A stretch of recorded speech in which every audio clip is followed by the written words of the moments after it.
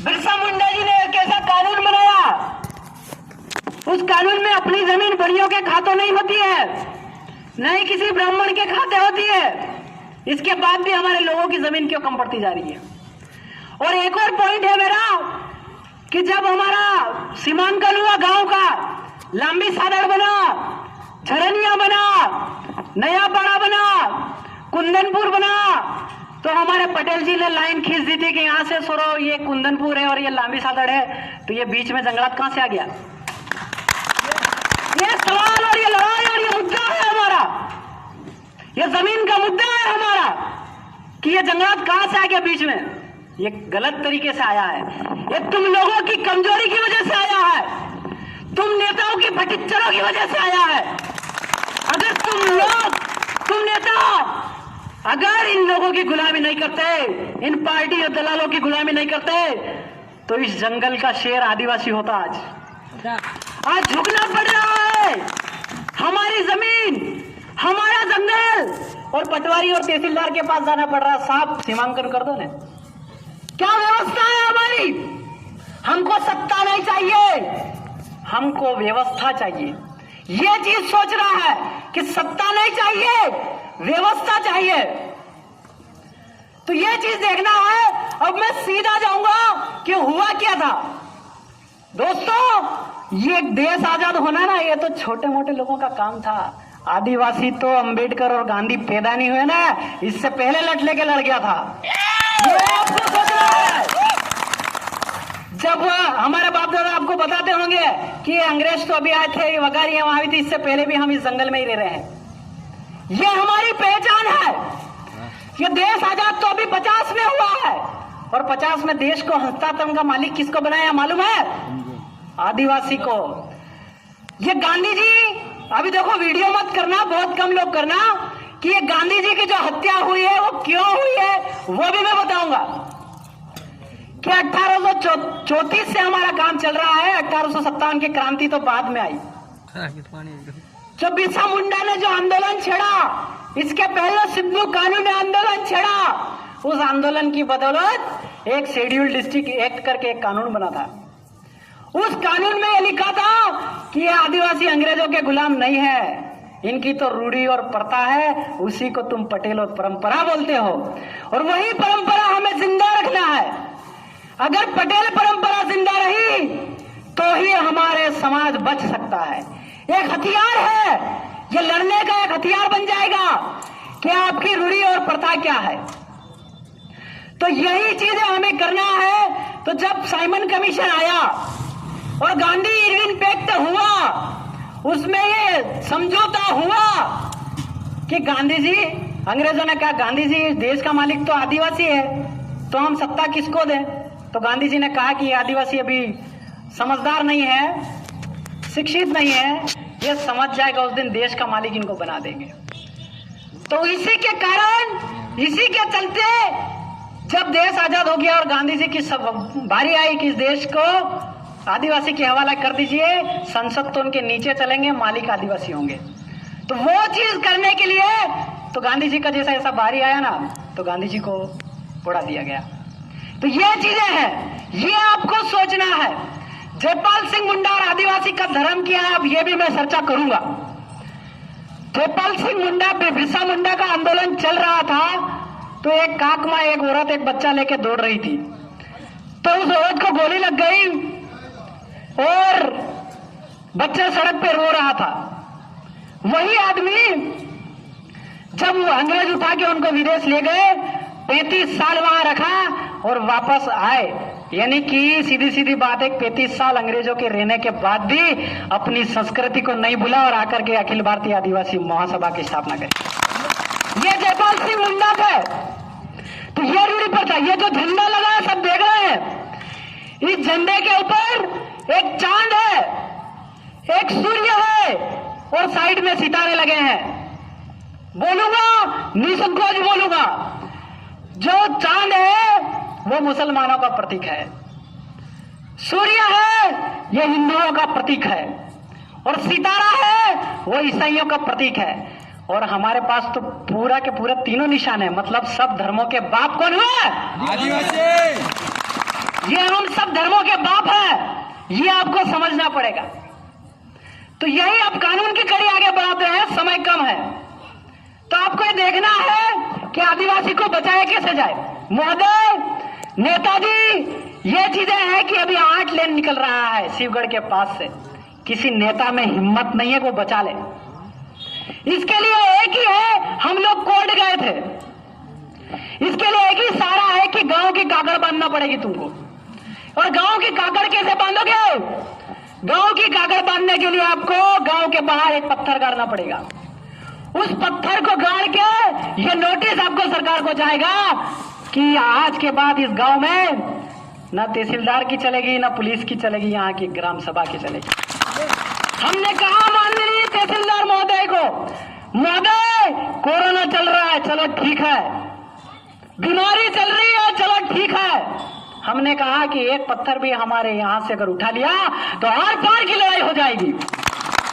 एक पत्थर भी नहीं देंगे। सड़क बनता है तो पत्थर कीमती हो जाता है, ग्रेवल में काम आता है, उसका भी पैसा मिलता है।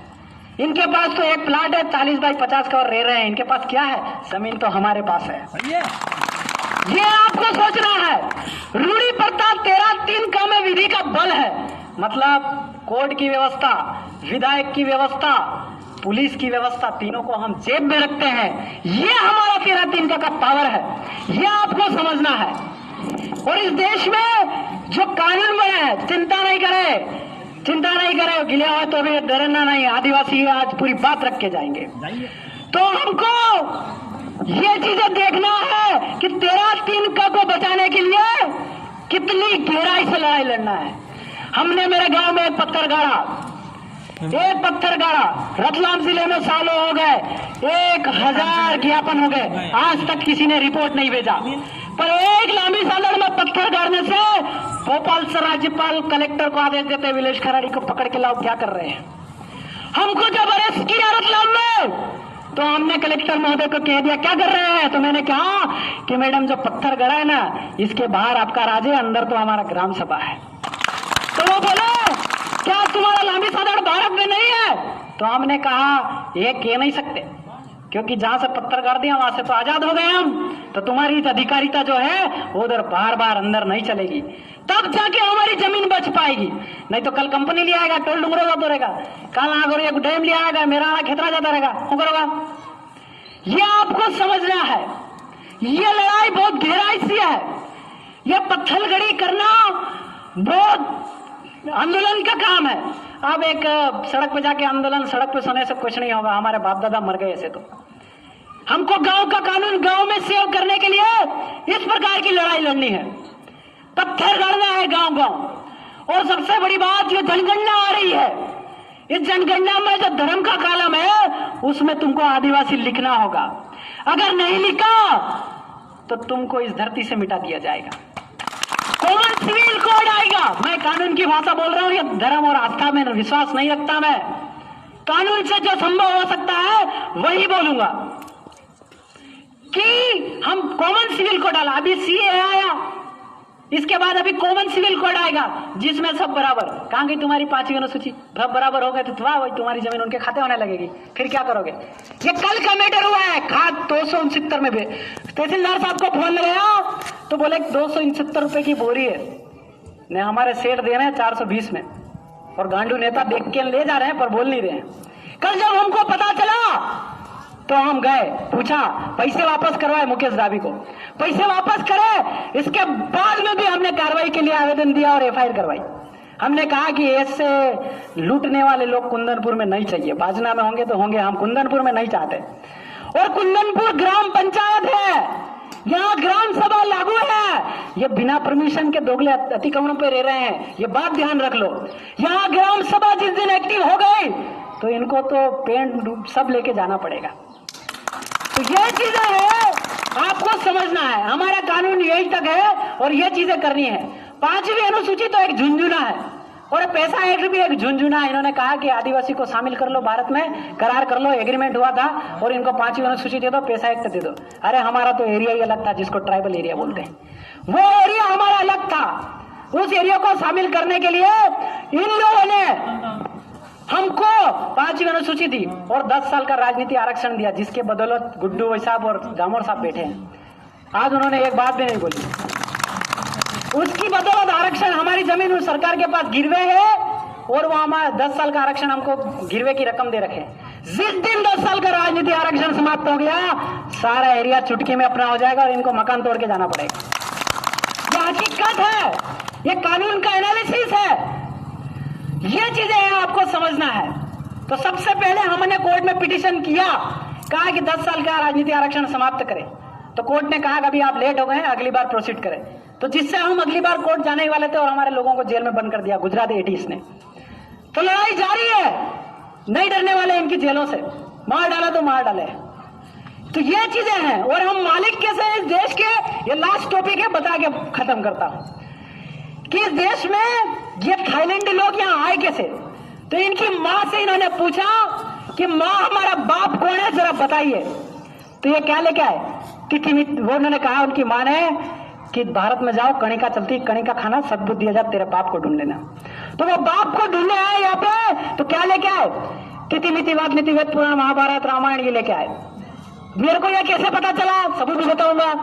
जब पता चला कैलेंडरी पर्चा, ये कैलेंडर किसने बनाया, अंग्रेजों ने बनाया कि नहीं? जनवरी फरवरी किसका, इसका ही है, अंग्रेजों का। इन्होंने सबूत छोड़ा, सोमवार माड़ी, मंगलवार होनी, बुधवार बनिया, गुरुवार पामन, हक्करवार मुसलमान, शनिवार तेली, रविवार राजपूत। समय समय पे इन्होंने देश पे वार किया, तब जाके इस देश में वार फेडरेशन है, नहीं तो नहीं था। ये आपको समझना, ये सबूत है। हम जब कोर्ट जाएंगे तो ये चीज बताएंगे। और आगे का जो फिर आए तो ये और कैसे पता चला, ये आए तो इन्होंने गवर्नमेंट ऑफ इंडिया 1 रुपये करेंसी, 1 रुपये का नोट था, उसमें भारत सरकार लिखा था। क्या लिखा था, भारत सरकार। अभी जो तुम्हारा नोट आया इस पे तो भारतीय रिजर्व बैंक लिखा है। तो ये आए तो इन्होंने कहा रिजर्व लेने के लिए हमको कुछ चाहिए। तो इन्होंने रिजर्व बैंक की स्थापना करी, गवर्नमेंट ऑफ इंडिया से कर्जा लिया। तो ये कर्जा चुकाना के इनको जाना है। तो इन्होंने भारतीय रिजर्व का मतलब क्या, तुम्हारी गाड़ी में पेट्रोल रिजर्व लग गई, कब खत्म हो जाए कोई भरोसा नहीं। तो ये 1955 का नागरिकता अधिनियम बना, उसमें लिखा कि ये लोग देश छोड़ के जाएंगे तो क्या लेके जाएंगे, धन दौलत माया, इनकी घेरवाड़ी भी इनको यहाँ छोड़ के जाना पड़ेगा। ये कानून बोलता है, इस कानून के लिए लड़ना है। तो ये जो ऐसी भारत सरकार का कॉन्सेप्ट है, हम इस देश के मालिक ऐसे हुए जो 4 सिंहासन सतमें जीते हैं। 4 सिंहासन सतमें जीते में वो सार मुंडा वाला वाघ मान मिलियो, वह माघ ने 2 माता 2 पिता के गुजराती बीच से जो जीवमात की रचना हुई वो सर्वश्रेष्ठ धर्म है। ये हमारा पुरवार हुआ, इसलिए स्टाम्प पेपर देखो, पुलिस देखो, एसपी देखो, सबके कंधे पे हमारा साइन लगा है। तो भी हम गुलाम क्यों है, वो तो हमारी सेवा के लिए बने हैं। तो ये चीजें आपको देखना है। आगे बढ़ाते हैं इस केस को। तो जब ये 4 दल मिले, अब झंडे पे वो 24 आरा वाला होता है ना तिरंगा पे, तो वो 12 दिन का और 12 रात का होता है, वो अशोक सिंह नहीं है, वो ये नहीं है, ये आपको समझना है। तो ये चीजें हम निकाल के लाए हैं, तो आपको ये चीजें समझना है। और मालिक 5 जनवरी 2011 को सुप्रीम कोर्ट बोला, कौन बोला, सुप्रीम कोर्ट, कि इस देश का 8% जो आदिवासी है ना, वो इस देश का मालिक है। अरे साला वो 85% वाला बोल रहा है कि हम मालिक है, वो तो अवधारणा खाली बोल रहा है। हमको तो कोर्ट ने बोल दिया तुम मालिक हो, और हमारी हालत ऐसी कैसे है, ये आपको समझना है। अगर हमको मालिक का दर्जा जिस दिन मिल जाता है तो संसद हमारे नीचे काम करेगी। गुमान सिंह डामोर जैसे लोग हमको पूछेंगे, आदिवासी भाई कुछ कहे, ऐसे हमारे साथ होगा। और पैसा एक्ट में एक आदमी का 1 करोड़ रुपया इसी पंचायत में पास होता है, गलत नहीं बोल रहा हूं, सबूत के साथ बताऊंगा। 1 करोड़ रुपया एक आदमी का 5 साल के अंतर्गत बनता है। ये विकास के नाम पे खा जाते हैं। अभी वो कलेक्टर साहब वो आर्मी वाली भर्ती लिया किसी को नहीं, खाली दौड़ा के पैसे निकाल लिए। ये ऐसे फालतू के बजट बनाते हैं। तो ये एक आदमी का 1 करोड़ रुपया है। तो हमको तो चुनाव आज भी नहीं लड़ना और कल भी नहीं लड़ेंगे। हम गैर राजनीतिक हैं और गैर राजनीतिक रहेंगे, नहीं लड़ेंगे चुनाव। पर जो हमें 1 करोड़ रुपया एक आदमी का मिलता है वो दिला दीजिए, हम सड़क भी बना लेंगे, मकान भी बना लेंगे और डैम भी बना लेंगे। ये हम कर सकते हैं। तो ये चीज हमें करना है। और ये ऐसी भारत सरकार का कॉन्सेप्ट आगे लेके जाना। और एक और बार बता दूं, एक बार 1988 में वेदांता फैसला आया कोर्ट का। उसने क्या कहा कि न लोकसभा न विधानसभा, सबसे ऊंची ग्राम सभा। ये कैसे हुआ, जब कोर्ट में दलित हुई तो 5 जज आए थे गांव में। 5 जज जब गांव में आए तो 5 जनों को बिठाया और 2 पक्षों की लड़ाई को सुलझाया। कहा कि यार पहले की दुख तू हम जीजा, पहले की दुख तू हम जीजा। अरे यार तुम्हारा न्याय तो बहुत बड़ा है, तो यहाँ वकील पैसे लूट रहे। तो जज ने, वो कमेटी ने बोला, जूरी मेंबर चल रहा था, जूरी कमेटी, तो उन्होंने बोला कि न लोकसभा न विधानसभा, सबसे ऊंची ये फैसला तब से आया। और सरकार ने यह भी कहा कि आदिवासी क्षेत्र में सरकार की 1 इंच भी जमीन नहीं है। तो ये जो स्कूल क्यों बनी हुई है, इस स्कूल का बना, जिसकी जमीन है उसको किराया मिलना चाहिए कि नहीं मिलना चाहिए? ये भी होगा, बहुत जल्दी होगा। झारखंड में हमारी टीम ने करके दिखाया। इस बैंक ऑफ ग्राम सभा चला, स्कूल ऑफ ग्राम सभा चलवाया, उसमें हमने सारा चीज पढ़ाया। अभी एक और जानकारी के लिए बता दूं कि घाटोल की जमीन में 11 लाख करोड़ टन सोना पड़ा है। कितना? क्विंटल नहीं, 11 लाख करोड़ टन सोना। इस सोने को कैसे बचाओगे? बोलते वहां के अधिग्रहण लाएगा कि चलो खोदाई करो, निकालो डंडे, कैसे बचाओगे बताओ? 11 लाख करोड़ टन सोना, खूंटी में 75 लाख करोड़ टन सोना, ये छिंदवाड़ा वाला इलाका कोयला तो निकलता है, इसमें भी 75 लाख करोड़ टन सोना। अगर हम आदिवासी एक हो गए, ये क्षेत्र एक देश अगर मानने, तो अमेरिका से पावरफुल देश बना सकते कि नहीं बना सकते? तो यही हमको करना है। आर्थिक रूप से भी हमारे आदमियों को हम आगे बढ़ाएंगे। हम वो नहीं है जो भड़का के लोगों से राजनीति करवाएंगे, हम वो करवाएंगे हर आदमी को 1 करोड़ रुपए मिल जाए। ये महाराष्ट्र में पैटर्न चलता है पैसा का। तो बस मैं इतना ही बोलूंगा।